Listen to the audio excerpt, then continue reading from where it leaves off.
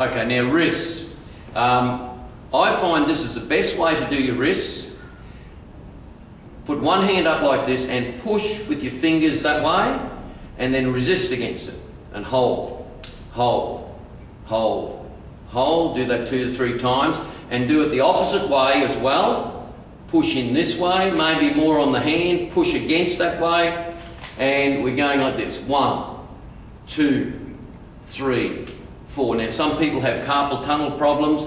This should relieve it by relieving the tension in those tendons and connective tissue there. Right, neck. This is a very important one.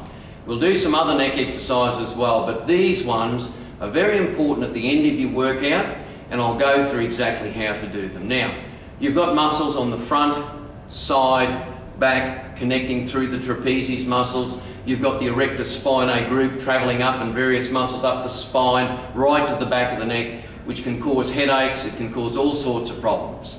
Now, what I always do, after a workout, we do the neck through 4 directions. I mean, the neck moves forwards, backwards, sideways, and rotates accordingly.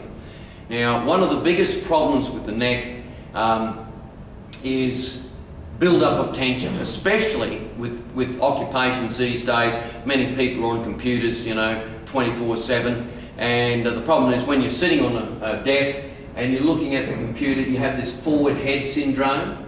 The forward head syndrome there, where the skull actually weighs about 9 kilos and it's just continually sitting forward, and if you're not aware of that, you cause a lot of tension in your neck. So there's a couple of exercises that we'll do, and I'll show you the first one. Just take the palms of your hands, and I'll go this way so you can see what I'm doing, and keep your head perfectly straight and symmetrical on the base of your shoulder. Don't move it around left or right. Now, as we come in here, we push and push our forward against the palms of our hands. And we hold it there for 4 or 5 seconds, maybe 8 seconds, and on an intensity of, say, a scale 1 to 10, you only use an intensity of about 5. So we don't want to put the neck out, we just want to relieve the stress of the muscle. So we're holding it here, 1, 2, 3, 4, 5. Okay, now put the hands behind. We put the hands behind here like this, and we're going to push back, but keep the head straight. Do the same thing and hold it there. 1, 2, 3, 4, 5. Okay, now what I'm going to do is grab my fingers here, and I use my hand like this just to keep my face perfectly symmetrical. So if you're looking in the mirror, you can see that your face is directly symmetrical, because the skull and spine must be always lined up. Just like you're holding a plumb bob behind someone, you must look at the symmetry of the person. Okay, that's a whole different area where it's postural alignment, etc. We're not going to go down that road today, but basically we've got to look at symmetry. So I just put my hand here, a bit like the Buddhist monk on top of the hill, and we hold the hand there, and I'm going to put my fingers over the top of my head here, and I'm pushing this way while holding my head straight. So all these muscles down here are all really tensed up, and I'm holding it there. 1, 2, 3, 4, 5. And the other way, same thing. Here's the symmetry there. I'm keeping my head balanced, fingers across the side here, pushing this way. 1, 2, 3, 4, 5. Now, the massive muscle comes down from here, right down to your chest, and your collarbone's called the sternomastoid. There's one either side. You might see it on me, pronounced out like that. That is a culprit for forward head syndrome. With people, you see people like this, these massive 2 muscles are pulling forward, and as a result, it pulls the cervical part of your neck out very easily, causing headaches through nerve impingements, etc., etc., etc. So this particular exercise, I want you to take a lot of notice of this, because it'll save you having headaches. It'll save a lot of things regarding your neck, upper neck or cervical neck structure. It'll bring it back into alignment without having to go to the chiropractor all the time. I mean, you might have to do a few adjustments, and you can do the maintenance yourself. So if you're sitting down or standing up, 1, I put the hand underneath the glute muscle so it pulls this shoulder down.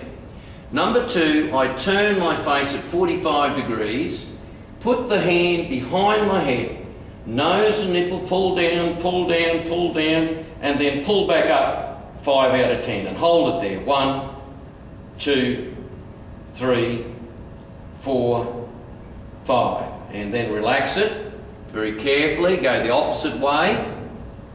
Here, this hand behind the glute muscle here, and this face, my face turning at 45, hand behind the head directly, straight down, nose nipple, there, down, till you feel from the back of the ear through to the shoulder. You can feel the stretching going through there, the trapezius muscles, the sternomastoid and various other muscles being pulled down and pulled back up. 1, 2, 3, 4, 5, and slowly relax. Now when you've done that to your neck, do not, under any circumstances, move your neck around afterwards. Just leave it settle and the muscles will just automatically relax, and if there's any, you know, the body will actually self-adjust. So one mistake I don't want you to make is when you do neck stretching, do not suddenly move your neck around. Oh yeah, that's good. You'll put it out rather than put it in. So when you go through those particular set of exercises I showed you, there, here, and here, you may do that 2 or 3 times and just let the neck settle. Give it 10 or 15 minutes and you find it just all relax all on its own. Now, stiff-legged deadlifts, or as I call them, almost stiff-legged deadlifts. So don't necessarily have to have your legs stiff.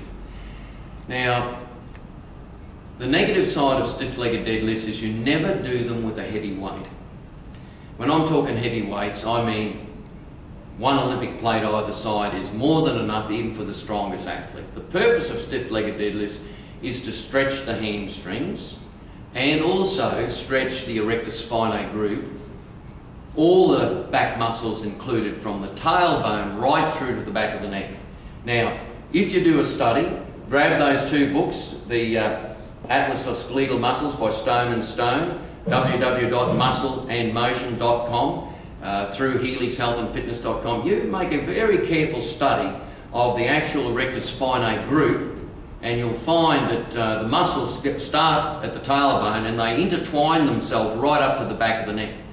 So spinal care and maintenance is much more than doing surface muscles. It's much more involved. As a matter of fact, I would go so far as to say chiropractic care is one of the things I do recommend. For myself personally, I attend my chiropractor, who's Dr. Paul Ryan, which I highly recommend if you live in the Brisbane area, in Maruka. I attend Dr. Paul Ryan surgery once every 3 weeks to keep the machine operational.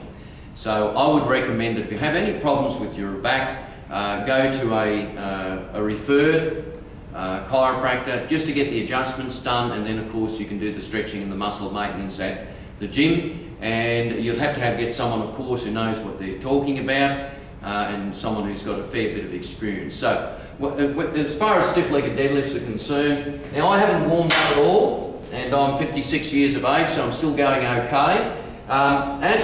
We just grab a bar. Now this is 20k, this is all you need to stretch.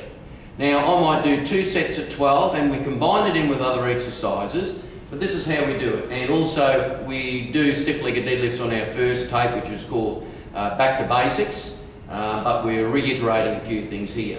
So as we look forward, we just stretch, stretch, stretch and up. And your hamstrings will start to release. You're not doing any back damage because the back can handle forward flexion. It's back hyperextension that is a problem. Forward flexion's usually okay. And if you have any concerns with your back, go and get a set of x-rays, go to your local chiropractor and get him to examine it and have a very careful look if there is any inherent problems that your exercise personal trainer or whatever should know about before you start to exercise. Okay, so we're just do a set of 10 here. We breathe in a little bit, a little small breath in, hold the air in your lungs, stretch and breathe out on the way up. It's a bit like a breathing exercise. 2,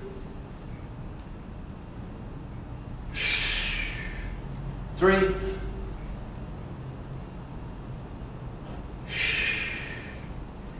4.